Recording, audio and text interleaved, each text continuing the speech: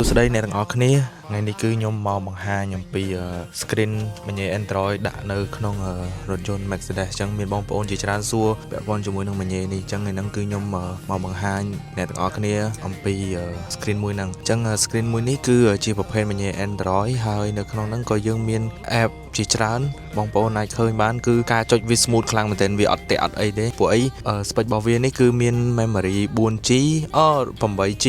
នេះ RAM 8G storage វា 64G អញ្ចឹងវា smooth ខ្លាំងហើយយើងអាច share Wi-Fi ពីទូរស័ព្ទទៅវិញបានអញ្ចឹងឥឡូវយើងបើកយើងគ្រាន់តែបើក hotspot ទូរស័ព្ទយើងមកហើយយើង connect ចូលធម្មតាទេសម្រាប់បងប្អូនដែលមានតម្រូវការអីអាចតាក់ទងមកបានខ្ញុំមានលក់ដូចគ្នាយើងក៏ចូល connect Wi-Fi យើងមកហើយតបមកយើងអាចចូល YouTube អាចមើលវីដេអូមើលអីផ្សេងៗបានចាក់បទចម្រៀងហើយចំពោះ sound វិញគឺអត់មានបាត់តាណាទេ sound នៅច្បាស់ដដែលធម្មតាជាមួយនឹង speaker ឡានយើងវាមានការមានអីទេហើយយើងអាចសេរី sound នៅក្នុងនេះបានវាមាន preset នៅក្នុងនឹងដូចគ្នាវាមានប្រភេទ flat pop rock jazz classic ហើយយើងអាចសេរីបន្ថែមខ្លួនឯងតាមតម្រូវការរបស់យើងខ្លួនឯងផ្ទាល់ CarPlay ដូចគ្នានេះគឺជា CarPlay អញ្ចឹងបងប្អូនចង់ប្រើ CarPlay ក៏បានហើយនៅក្នុង CarPlay នោះវាមាន Google Map មាននេះ Spotify មានអីដូចគ្នាហើយយើងមាន Play Store អញ្ចឹងយើងគ្រាន់តែ log in ជាមួយនឹង Gmail មកយើងអាច download កម្មវិធីបានខ្ញុំ download TikTok ហើយនិង Telegram អញ្ចឹងសម្រាប់បងប្អូនមានចំណាប់អារម្មណ៍អាចឆាន់មកសួរតម្លៃលើបានអរគុណ